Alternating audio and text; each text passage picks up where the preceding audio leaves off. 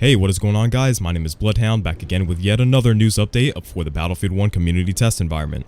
I honestly didn't expect this one to happen so fast, let alone make another video this quick, but DICE has surprised me yet again. So DICE has released Albion onto the CTE for testing, and one thing I can say is that this map is unique.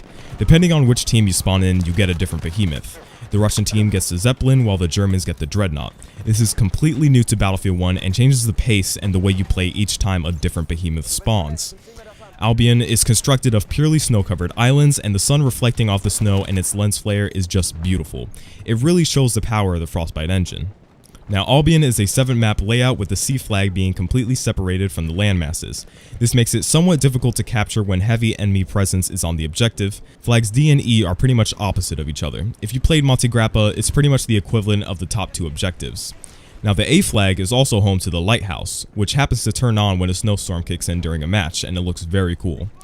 Multiple boats and aircraft is present on Albion as well. Most of the combat is done in a triangle between flags C, E, and D, with other flags not getting much attention other than the occasional flanking player looking for a quick flag capture for his team. No land vehicles are available on Albion, and planes don't seem like too much of a bother from the matches I've played. However, I have heard that the boat combat is somewhat lackluster.